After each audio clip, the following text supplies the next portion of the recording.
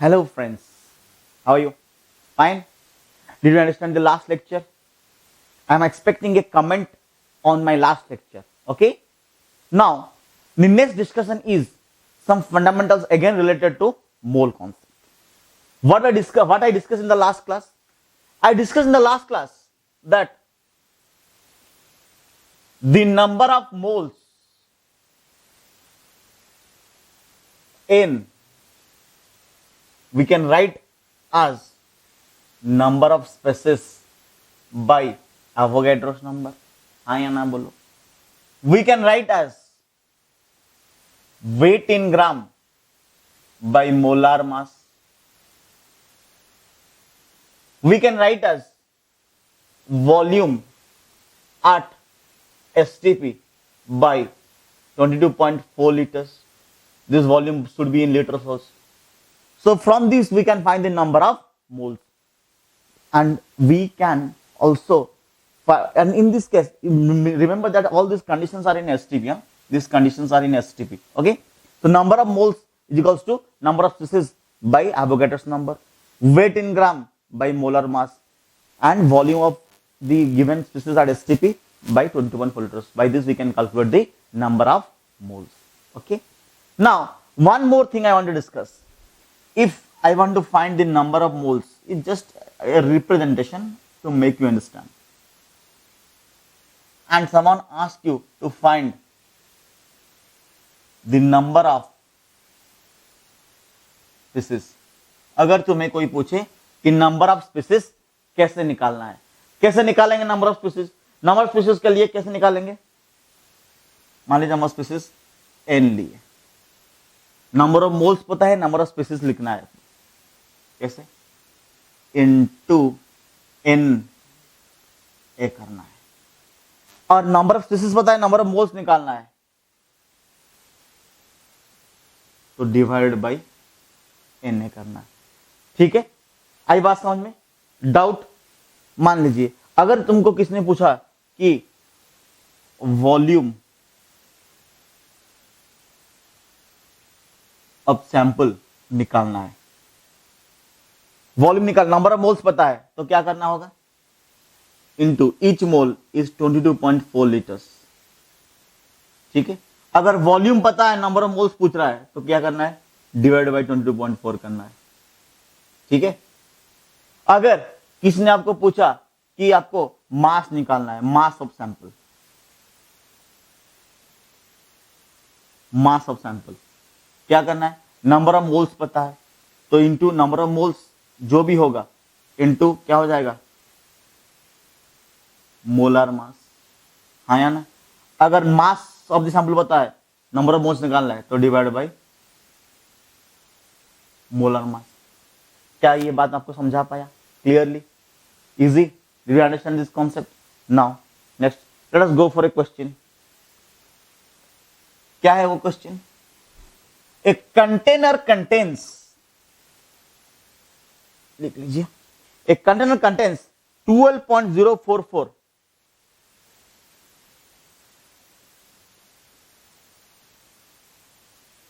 a container contains 12.044 into 10 to the power 24 molecules. A container contains 12.044 into 10 to the power 24 molecules of ozone. Of ozone. From the container, 96 gram of ozone was removed. ध्यान दे रहे हो? Container है जिसमें किस क्या है? 12.044 into 10 to the power 24 molecules हैं. ठीक है, और उसमें से 96 ग्राम का क्या निकाल दिया हम लोग? ओजोन निकाल दिए. तो सवाल यह है कि फाइंड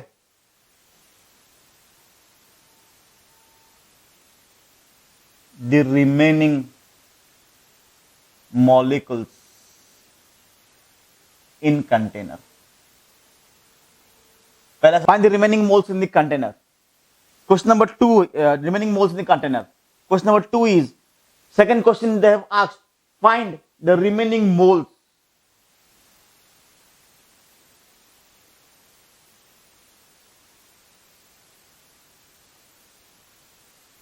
थर्ड क्वेश्चन क्या है? Remaining mass.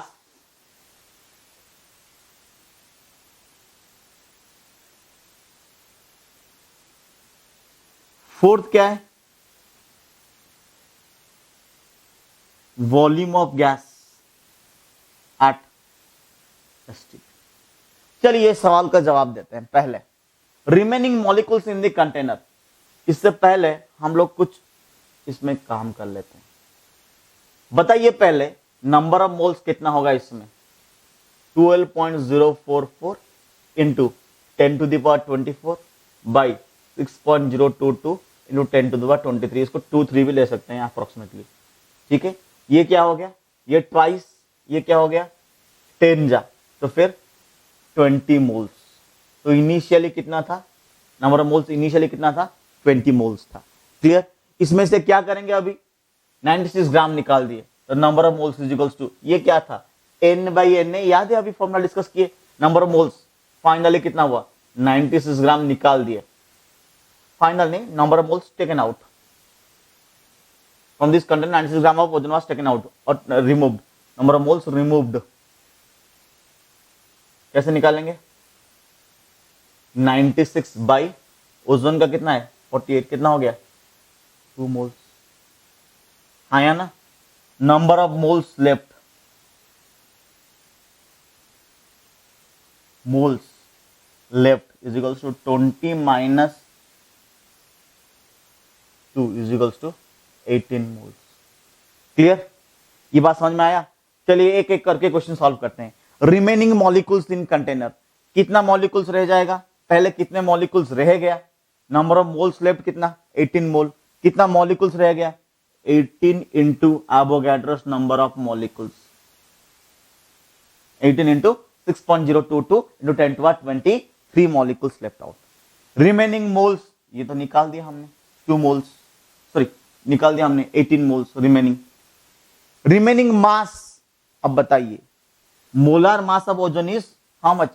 48. Isn't it? Molar mass is 48. तो कितना रह गया? 18 मोल. तो रिमेनिंग मास कितना हो जाएगा? आंसर सी का कितना हो जाएगा? 48 is the molar mass into how many moles? Into 18. ये कहो क्या हो जाएगा? Molar mass left. Isn't it clear? This many grams. Now volume of gas at STP. 1 mole occupies 22.4 liters. 18 mole will occupy 18 into 22.4 liters or 18 into 22400 ml. Done. Easy. Clear? Now what we learned from this? We learned that there are 3 ways of finding the number of moles. 1, mass by molecular mass. 2, number of species by Avogadro's number. 3, volume given at STP or NTP by 22.4 liters. Isn't it? The next discussion. Remember, I'll tell you a note. What is that note? The note is, when they say that at room temperature, or when we discuss that at STP, when nothing is given, when they say, if they simply write that, just remember, hydrogen gas at STP. Remember, it is always H2, not H. It is always the molecule, because H does not exist. H2 exists. If they say oxygen gas at STP, it is always O2, not O. If they say chlorine gas, what do you understand? Same Cl2. If they say nitrogen gas at STP, it is always N2. Remember, it is not H, O, N or Cl. Okay. One more thing. Remember that for example, if you want to say, if they ask you 32 grams of oxygen, and they will ask you how many moles, number of moles. Number of moles is equals to mass in gram, 32. Molar mass, 32. How much? 1 mole. Clear concept? Easy? Now, the next concept.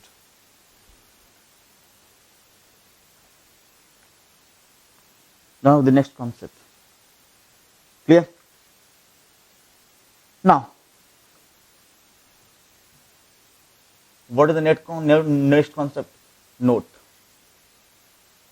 Gram atoms or gram molecules or gram ions is given.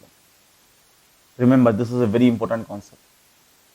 If they give here gram atom, gram molecules, gram ions. Clear? What do you mean by this? Just do one thing, beta. Replace this gram atom with a mole. If I say 1 gram atom of hydrogen, it means is equivalent to 1 mole of hydrogen atom. Do you understand? Easy. Now, if I say 2 gram atom of chlorine, it is equivalent to 2 gram atom. Just replace this gram atom with mole, is equals to 2 mole of chlorine atom. Easy. If I say 1 gram molecule, just one, remember one thing, ये gram atom हो या ग्राम molecule हो या ग्राम ions हो, इन सब को replace करना है किससे? Is equals to 1 mole. 1 gram atom 1 mole, 1 gram molecule 1 mole, 1 gram ion 1 mole. If I write here 1 gram molecule, ये क्या दिया गया है? Molecule. So it is molecule of O2 is equals to how much? 1 mole of oxygen molecule. Okay, is equals to 1 mole of oxygen molecules. If I say here 1 gram, or if I say here 10 gram molecules, don't get confused with these grams, huh? ठीक है, these gram and molecule are not separate words. These are all single words. 1 gram atom, 1 gram atom, 1 gram molecule, 10 gram molecules of carbon dioxide is equals to 10 moles of carbon dioxide molecule. Easy? Done. If I say 1 gram ions of H plus, it means what? 1 mole of H plus. Do you mark one thing beta? 1 gram atom is 1 mole. Mole matlab how many hydrogen atoms are there? 6.023 10 to the 23 atoms of hydrogen. What will be the mass here? This mass will be 1.008 grams. Yes or no? Similarly, 1 gram molecule of oxygen is 1 mole of oxygen is equals to what? Molar mass. What is the molar mass here? The molar mass is 32 grams. If I say 1 gram molecules of carbon dioxide, sorry, 10 gram molecules of carbon dioxide, matlab what will be the mass? 10 into 44. That is how much? 440 grams. Do you understand now? Did you get this clarity of gram atoms? Easy. Can I solve these questions on gram atoms? Next concept. The next concept is, if I say you, for example, 1 gram, can I rub this?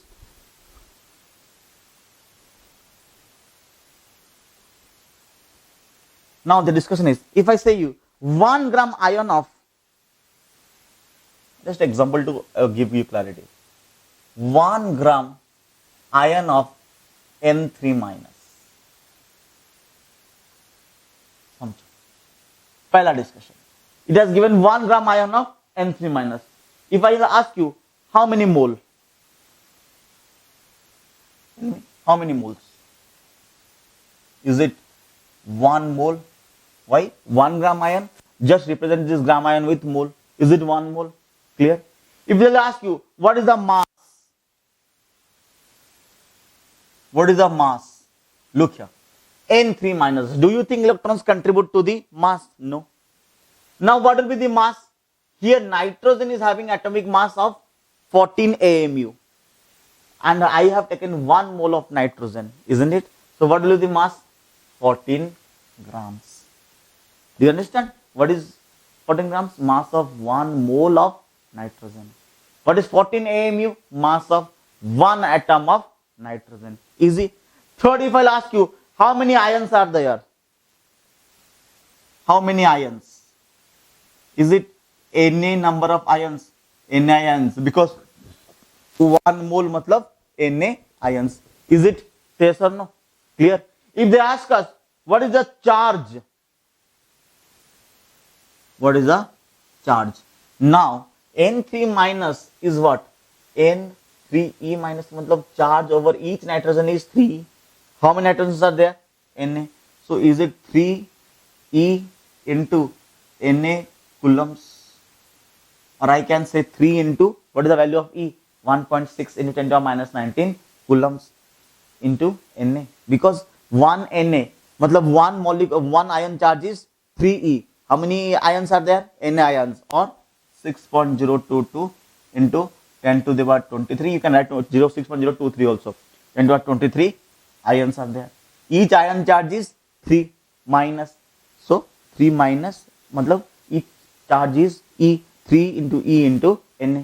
Doubt? Easy? Now, how many electrons are there if they ask you in this? How many electrons? Now look here. Nitrogen. Nitrogen is normally having 7 protons and 7 electrons. Yes or no? But N3 minus is having extra 3 electrons. So 7 electrons plus 3 electrons. So this becomes how many electrons? 10 electrons. 10 electrons per N3 minus. So electrons, how many electrons are there now? 10 electrons in each ion. So how many ions? 10 electrons in each ion into Na. Electrons are present. Clear? 10 into Na electrons are present. Done. Now the next concept, relative atomic mass. Atomic mass, what is that? It is the mass of one atom of an element with respect to 1/12 of the mass of one atom of carbon 12 isotope. It is the mass of one atom of an element with respect to 1/12 the mass of one atom of carbon 12 isotope. ध्यान दीजिए क्या बताया मैंने. इसका मतलब ये है कि RAM मतलब relative atomic mass is the mass of one atom. I will consider only one atom, and that one atom's mass in comparison to 1/12 parts the mass of one atom of carbon 12 isotopes. Isotopes तो पता है आपको, same atomic number, different mass number there. Carbon has another one isotope, that is C14. C12 और C14 से C12 ज्यादा stabilised है. सो latest IPSC recommendation से हम लोग C12 लेते हैं क्योंकि उसमें कुछ ज्यादा ही हाफ लाइफ पीरियड है, उसका लॉन्जिटिविटी कुछ ज्यादा है. अभी तो हाफ लाइफ पीरियड आप लोग समझेंगे नहीं, तो उसका लॉन्जिटिविटी कुछ ज्यादा ही है. देख लीजिए, क्या हम लोग ऐसे लिख सकते हैं, relative atomic mass is equals to mass of one atom by 1/12 into mass of one atom of carbon 12 isotope. Isn't it? Say yes or no? 1/12 into mass of one atom of carbon 12 isotope. Mass of one atom, tell me what will be the mass of one atom of carbon? Is it 12 AMU? So mass of one atom, let it be X AMU. So 1 by 12 into 12 AMU, because atomic mass of carbon is 12. Mass of one atom is 12 AMU. It means 12 nucleons are there in carbon. That means 12 12 cancel. So it becomes what? X. And it is very, very unitless. Why unitless? Why unitless? Because mass cancels mass. So X is unitless. Can I say that X is mass number? Because mass number times AMU is the atomic mass. Do you remember my previous lectures? I discussed. Mass number times the atomic mass unit is the atomic mass, isn't it? Clear? So X is equals to what? Nothing but the mass number. If X is the mass number, now tell me one question. Can I drop this? One more question. Question is, calculate the relative atomic mass of helium. Question is, calculate the relative atomic mass of helium-24. Now for this question, what is the relative atomic mass of helium-24? In this case, what can I do? Now relative atomic mass is equals to what? Atomic mass is 4 AMU divided by 1 by 12 into 12 AMU. What is this? 1 by 12 parts of what? Mass of one atom of carbon 12 isotope. So this is 1 by 12 into 12. So 4 by 1. So what is the relative atomic mass? 4. No unit. But what is the atomic mass of helium? It is 4 AMU. Done. Easy. Doubt? If someone asks you what is the molar mass? Do you remember? What is the molar mass? Molar mass is, atomic mass is mass of one atom, if you have remembered. What is molar mass? And do you remember, in the previous lectures I have discussed that 1 by Avogadro's number grams is equals to 1 AMU. What is molar mass? What is molar mass? Molar mass is mass of 1 mole. What is molar mass? Is the mass of 1 mole. Now tell me in this case, if it is a mass of 1 mole, now 1 mole matlab Na atoms, isn't it? So mass of one atom is how much? 4 AMU into Na. What is 4 AMU? Can I write like this? 4 into 1 AMU is equals to 1 by Na gram. So 4 by Na into Na, Avogadro's number. So this many grams. So it becomes 4 grams. Easy. So molar mass is 4 gram, atomic mass is 4 AMU, relative atomic mass is 4. Relative atomic mass is unitless. ध्यान दीजिएगा इसके ऊपर. Clear? Next. Next, what is absolute density? ये छोटे छोटे बारीक बारीक चीजें बहुत काम देते हैं बेटे. बहुत सारे फैकल्टीज इसको पढ़ाते नहीं है, स्किप कर जाते हैं. उनको लगता है कि बच्चा पढ़ा होगा अपने से, पर हर एक क्लास में हर एक फैकल्टी सोचता है कि अच्छा ये पढ़े होंगे बच्चे, पढ़े होंगे, पर इसमें से क्वेश्चन जाते हैं और बच्चे उसमें completely fail. So remember, I am teaching you all the fundamentals relating to the mole concept so that you will not bounce a single question in mole concept. Okay. The next concept is absolute density.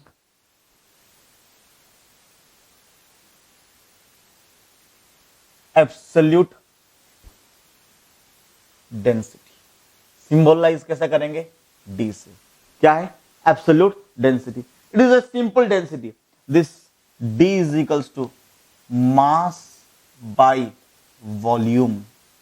Easy है आपके लिए, आप जानते हैं इसके बारे में, फिर भी मैं याद दिलाता हूं. Absolute density is what? Mass by volume. ठीक है. Now the next concept, relative density. ध्यान दीजिएगा, relative density. ये थोड़ा सा सोचने वाली चीज है, कभी कभी बच्चे कंफ्यूज हो जाते हैं, RD लिख लेते हैं. ठीक है. What is relative density? Relative density is the density of a gas with respect to the reference gas. ध्यान दीजिएगा. It is the density of a gas with reference of a gas with respect to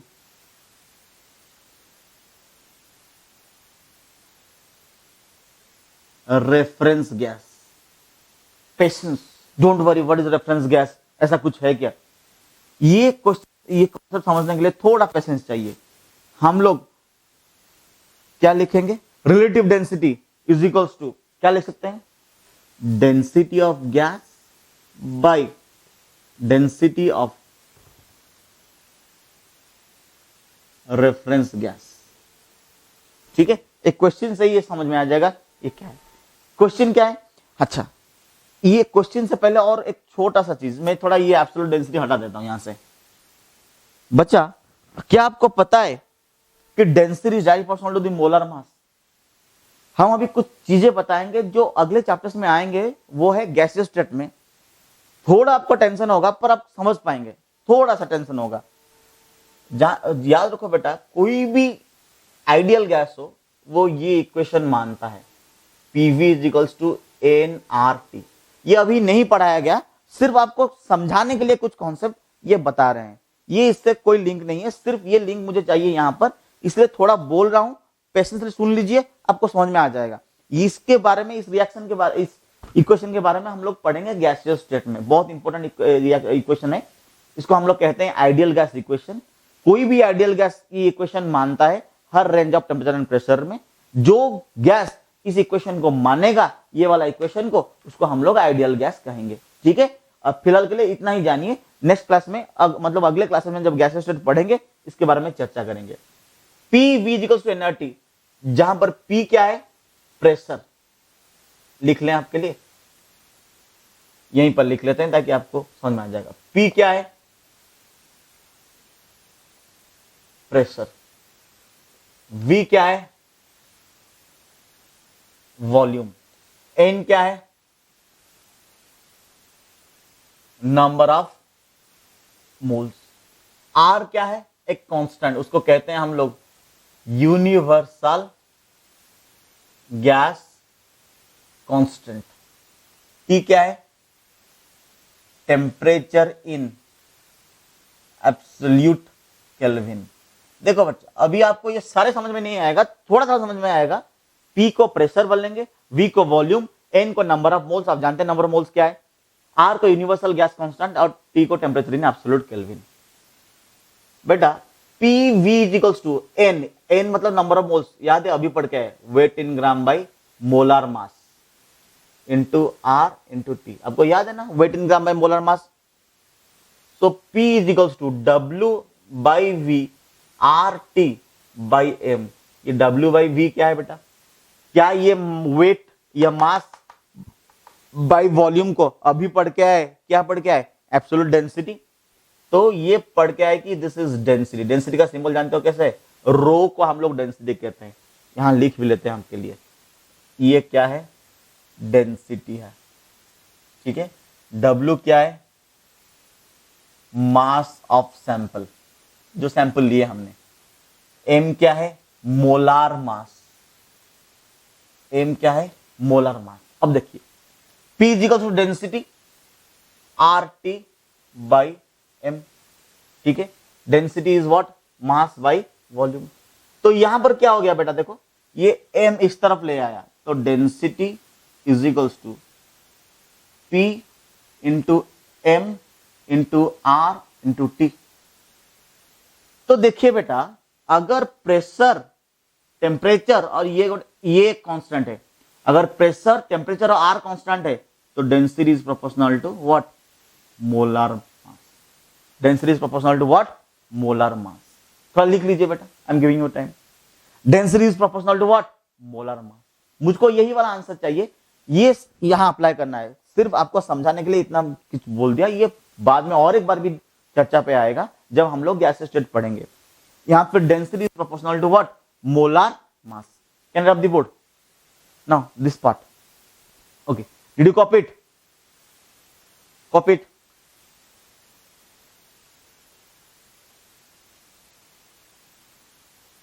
copied.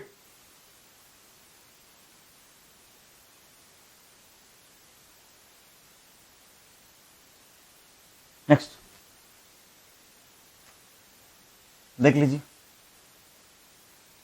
तो density is proportional to what, molar mass. तो क्या हम इसको ऐसा लिख सकते हैं, R D is equals to molar mass of the gas by molar mass of reference gas. ये क्या है, molar mass of gas by molar mass of reference gas. हो गया। एक क्वेश्चन करें, कैलकुलेट द डेंसिटी ऑफ, सवाल ये, calculate the density of SO3 gas with respect to methane gas. Question क्या है, calculate the density of SO3 gas with respect to CH4 gas. बेटा ये density of SO3 gas with respect to CH4 gas पूछा है, मतलब यहां पर gas कौन है, SO3, रेफरेंस गैस कौन, मीथेन। आई बात समझ में। तो यहां पर रिलेटिव डेंसिटी कितना हो जाएगा, relative density is equals to density of SO3 by density of CH4। इनमें से तो कोई डाटा हमको हमारे पास नहीं है, तो is proportional to molar mass of SO3 by molar mass of CH4। आई बात समझ में।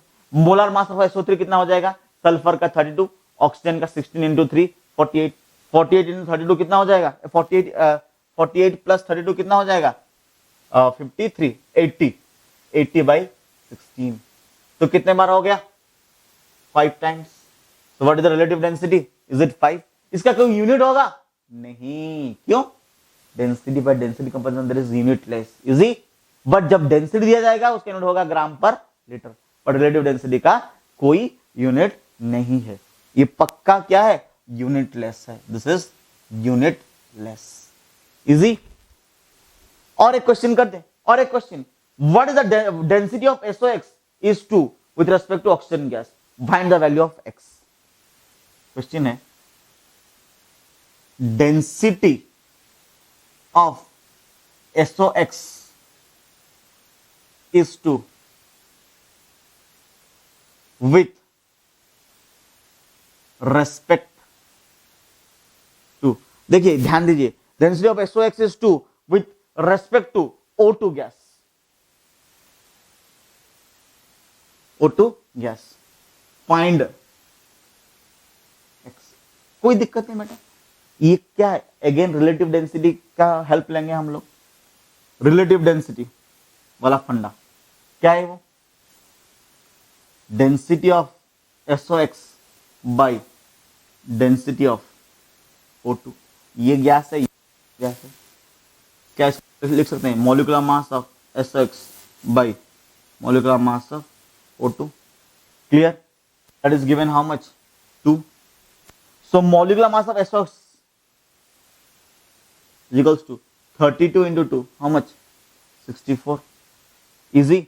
सल्फर का कितना, 32 प्लस ऑक्सीजन का 16 into x is equals to 64। तो क्या हो गया यहां पर, तो यहां पर क्या हो गया, so 16x is equals to 32, x is equals to कितना हो जाएगा, 32 by 16, that is equals to 2। तो फॉर्मूला क्या हो गया, SOx का फॉर्मूला क्या हो गया, is it SO2, so x is equals to 2, easy. Next question, next one discussion, vapour density, क्या मैं इसको मिटा सकता हूं, easy. Next discussion is vapour density. Look here, next discussion is vapour density.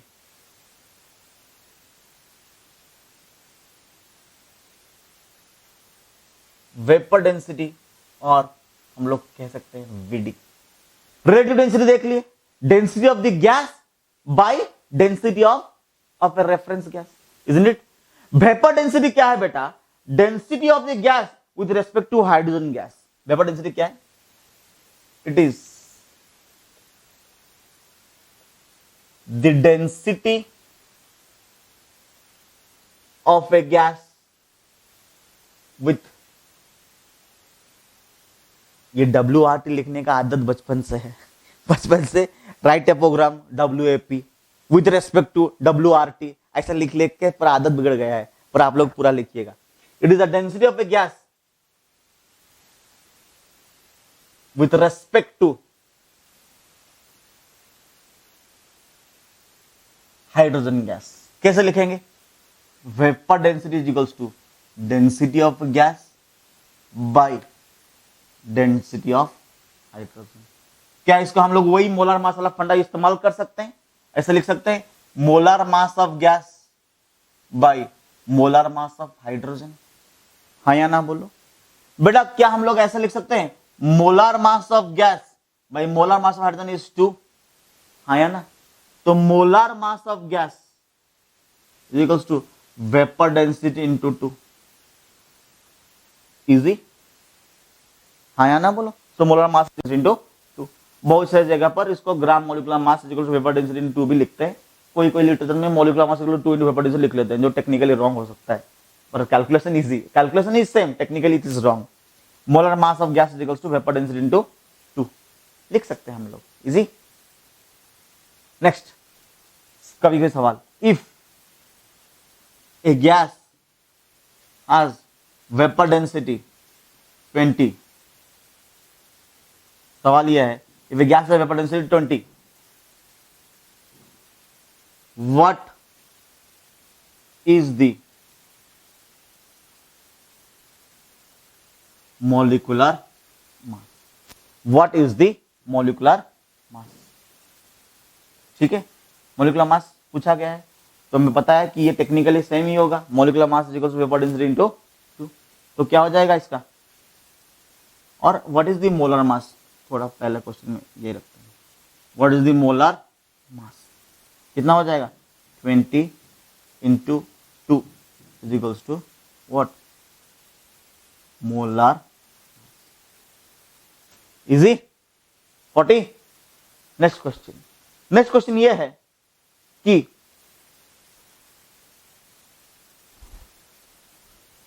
इसको थोड़ा मिला देते हैं, क्वेश्चन सॉल्व कर लेते हैं।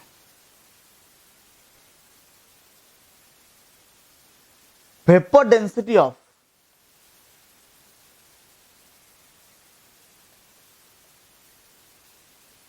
SOX, ध्यान दीजिए यहां SOX दिया गया है, vapour density of SOX is 32।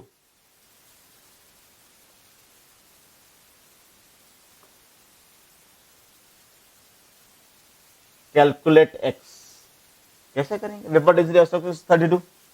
Vapour density अगर 32 है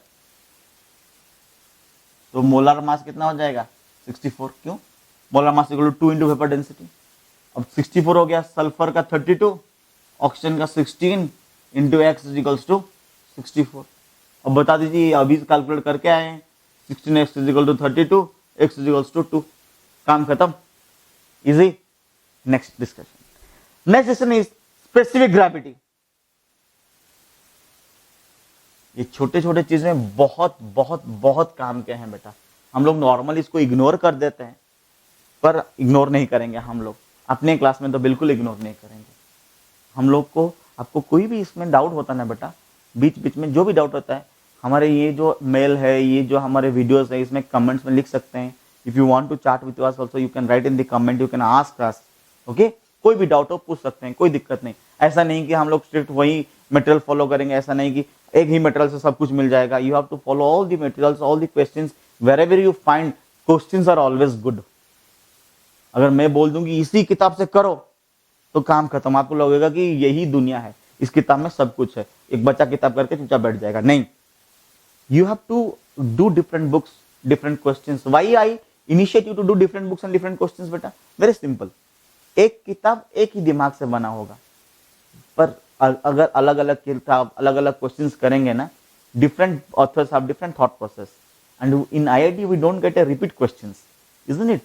और in any entrance exam we don't get any repeat questions. तो हम लोग हर एक का क्वेश्चंस करना चाहिए ताकि हम लोग उनका दिमाग स्टडी कर सकते हैं, इजी। तो हर एक के क्वेश्चंस अटेम्प्ट करने के लिए जो जो फंडामेंटल चाहिए, हर एक चीज में मैं काम करके आपको दे रहा हूं इस वीडियो लेक्चर के जरिए। Clear? Now the next concept, specific gravity. क्या नेक्स्ट पढ़ेंगे? Specific gravity.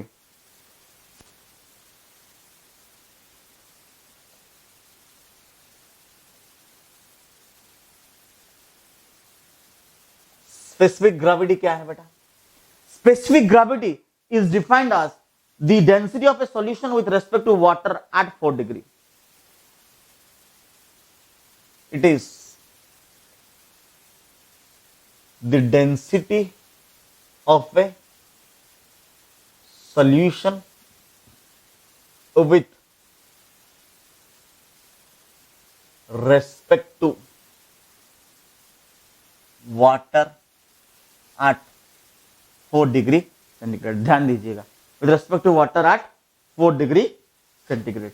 That means specific gravity is equals to density of solution by density of water at 4 degree centigrade. That means is equals to density of solution by density of water is 1 gram per cc or 1 gram per ml.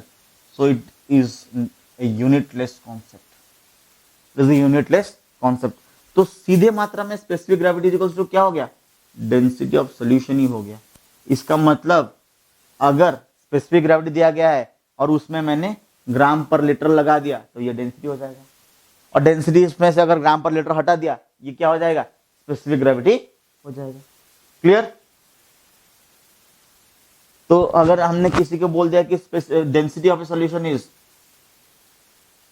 1.2 ग्राम पर litre, तो what is specific gravity? It is 1.2। Easy? What is specific gravity? It is 1.2। हो गया specific gravity. Now next, average atomic मास और mean atomic mass क्या है? और next discussion is average atomic मास और mean atomic mass क्या है? ध्यान दीजिएगा बेटा। एवरेज एटॉमिक मास और मीन एटॉमिक मास क्या है? पहले एक चीज बताइए, आपको एवरेज याद है? एवरेज क्या है? देखिए एवरेज मैं बताता हूं, पहले एवरेज जानिए। मान लीजिए आपके क्लास में 4 बच्चे हैं, ए, बी, सी और डी। ए का वेट है 50 केजी, बी थोड़ा मोटा है, उसका वेट है 75 केजी, सी पूरा दुबला पतला जाड़ा है, दुबला पतला है, इसका वेट है 25 केजी, डी का वेट है 50 केजी। अगर कोई हमको पूछे कि इन 4 बच्चों का एवरेज वेट कितना होगा? Average equals to total weight 50 plus 75 plus 25 plus 50, कितना हो गया? 200। Clear? By total number of students कितना? 4। तो कितना हो गया? 4 5 20 0। 50 kg is the average mass. आई बात समझ में? वैसे ही एवरेज एटॉमिक मास क्या है देख लेते हैं। Average atomic mass it is the weight average of different isotopes of element. ध्यान दीजिएगा मैं क्या बोल रहा हूं। It is the weighted average, it is the weighted average of, देखिए अभी एवरेज आपको समझ में आया? मैं जब बता रहा हूं कि वेटेड एवरेज किसका? Of different isotopes of element, of different, लिख लीजिए, डिफरेंट आइसोटॉप्स ऑफ एलिमेंट। मान लीजिए हाइड्रोजन का आइसोटॉप्स पता है ना आपको?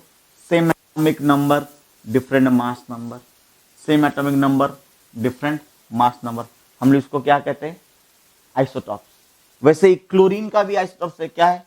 क्लोरीन 1735 और क्लोरीन 1737।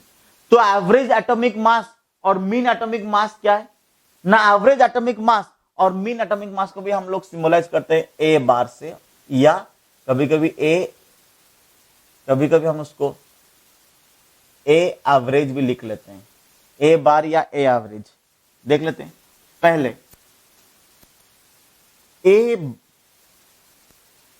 ए बार और ए एवरेज क्या है। व्हाट इज ए बार और ए एवरेज? ए बार और A average is equals to x1 a1 plus x2 a2 plus x3 a3 plus dot dot dot by x1 plus x2 plus x3 ले सकते हैं, मतलब dot dot dot इसको 100 ही ले सकते हैं, 100 भी ले सकते हैं। ऐसे लिखने से आपको लगेगा कि is equal to 100, dot dot up to 100 है। ये क्या है बेटा? What is x1 x2 x3? बेटा x1 x2 x3 are the percentage abundance of isotope, percentage abundance of isotope, मतलब आई this is what percentage of the atom, this is what percentage of atom. ये A1 A2 A3 क्या है? What is A1 A2 A3? A1 A2 A3 is the atomic mass of different isotope, is the atomic mass of different isotope। क्या मेरा कहने का मतलब है, मान लीजिए हाइड्रोजन का 3 isotope H11 H12 H13, for example H11 50% है, तो क्या हो जाएगा 50% इंटू एटॉमिक मास कितना है 1, और H12 ड्यूटेरियम मान लीजिए 30% है, तो 30 इंटू ड्यूटेरियम का मास 2, और 20% बाकी 20% क्या है tritium, so 20 into. Now here it comes average atomic मास और मीन एटॉमिक मास क्या है बेटा? ना एवरेज एटॉमिक मास ए बार लिखते हैं, A average is equals to x1 a1 x2 a2 x3 a3 ऐसे कंटिन्यू करेंगे dot dot dot x1 plus x2 plus x3 average याद करो। इसका मतलब ये है a1 क्या है atomic mass of different isotopes, x1 x2 x3 क्या है ना परसेंटेज ऑफ अबंडेंस। एक क्वेश्चन करेंगे तब जाके ये हमको समझ में आ जाएगा कि हम लोग क्या चाहते हैं। एक क्वेश्चन करेंगे, मान लीजिए हम लोग क्लोरीन आइसोटॉप्स लेते हैं और उसमें क्लोरीन 35 और क्लोरीन 37 दिया गया है, और दिया गया है the percentage abundance of chlorine 35 and 37 is 75% and 25% respectively. Find the average atomic mass। ध्यान दो बेटा, अभी यहां पर x1 कितना है 75, x2 कितना है 25, आई बात समझ में, परसेंटेज एब्यूंडेंस। और यहां पर A1 कितना है 35, A2 कितना है 37, आई बात समझ में। तो फिर अब बता दीजिए हमें कि A बार कितना हो जाएगा, क्या ये 75 इंटू 35 प्लस 25 इंटू 37 ऐसा होगा, डिवाइडेड बाई 25 प्लस 75, तो कितना हो जाएगा 35.5। यूनिट क्या होगा, ध्यान दीजिए यूनिट क्या होगा एटॉमिक मास यूनिट। क्यों क्यों? क्योंकि हम लोग एटॉमिक मास पूछे हैं। क्लियर? अगर मोलार मास पूछे होते तो अलग बात होता, ये एटॉमिक मास पूछा गया है। ठीक है, easy. Next concept, next average molar mass क्या है, क्या इसको हम मिटाएं हम लोग? What is average molar mass?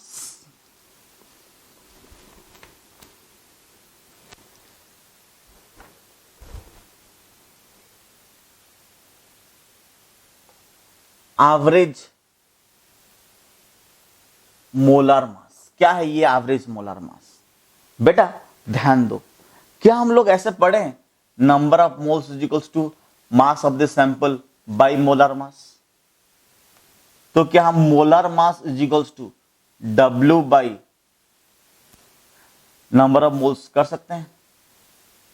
Number of moles is equals to mass of the sample by molar mass, molar mass is equals to mass of the sample by number of moles. कर सकते हैं क्या? नहीं कर सकते? हाँ या ना बोलो, कर सकते हैं ना? तो फिर M average is equals to W total, मतलब मास जो लिया उसका टोटल, W टोटल बाई ये क्या हो जाएगा? N total. हाँ या ना? W टोटल is what? W1 plus W2 plus W3 plus dot dot dot by N1 plus N2 plus N3 dot dot dot. हाँ या ना बोलो? Clear? Easy? Now can I write like this?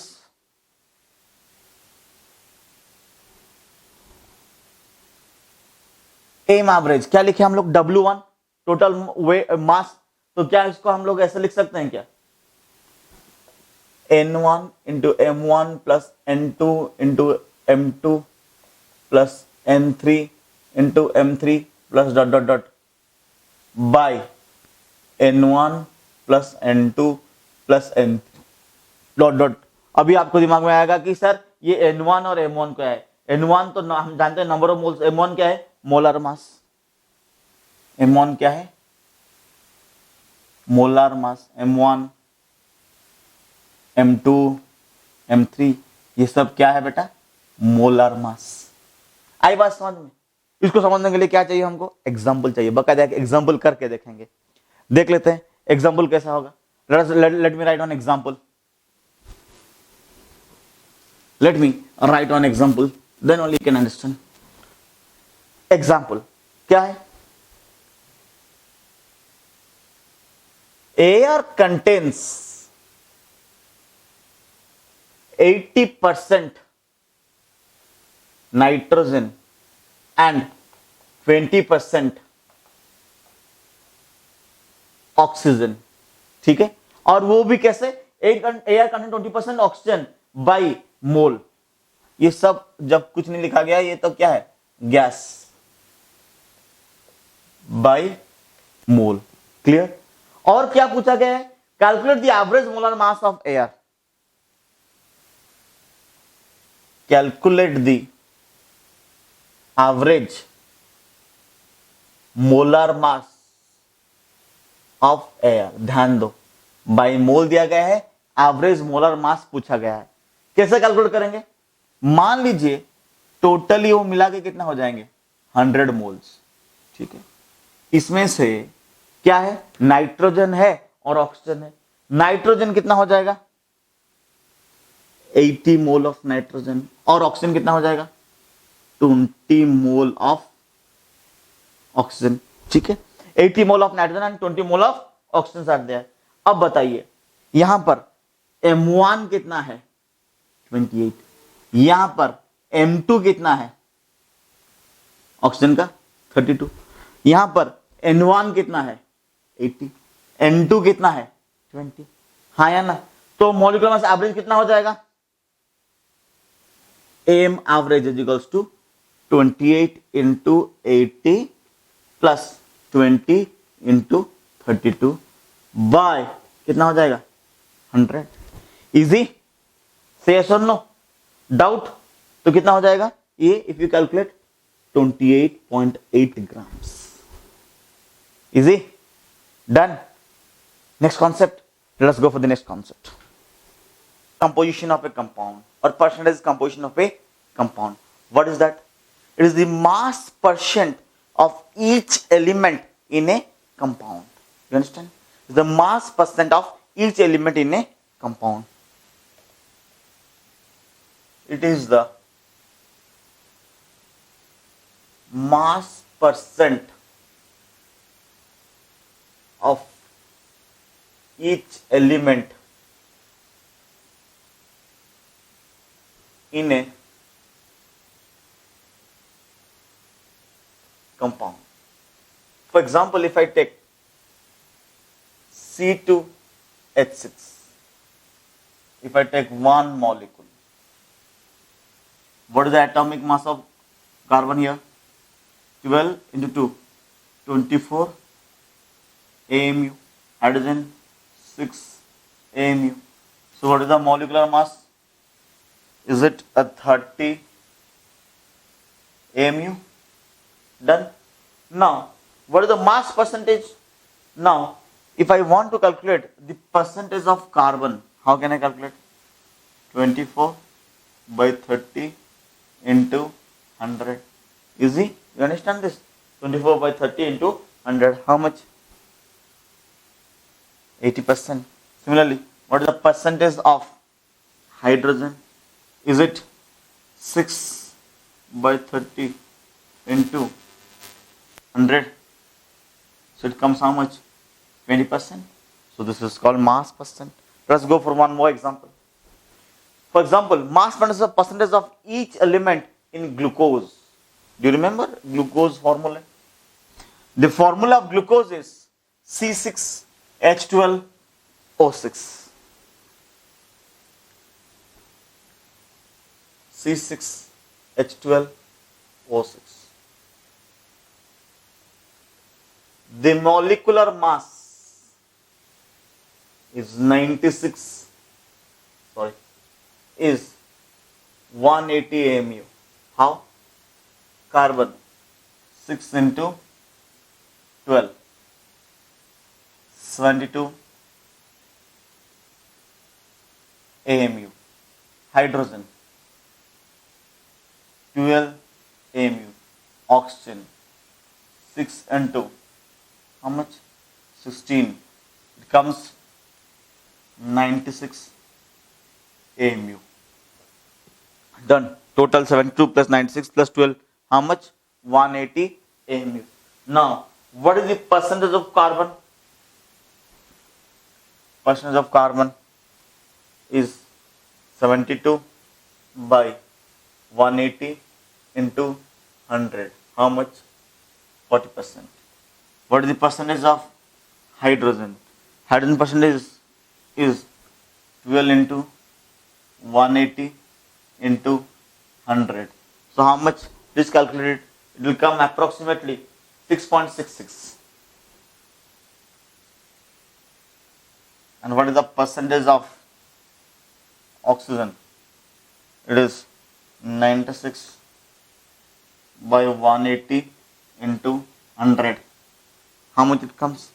It will come approximately 53.33 or 34%. Done. Now is the homework. There is a small calculation for you. Calculate the mass percentage of each element in case of N2O5, carbon dioxide, and urea. Okay. This is the homework for your next class. And in the next class, we'll decide. Here we decided what the formula was given and we calculate the percentage. In the next class, we'll go in a ulta manner. Percentage will be given and you have to calculate the formula. Hopefully you understood this class and you enjoyed this class. If you really enjoyed, please write in the comment section and do share, subscribe our channel. Till then, bye bye, take care and keep studying. Thank you.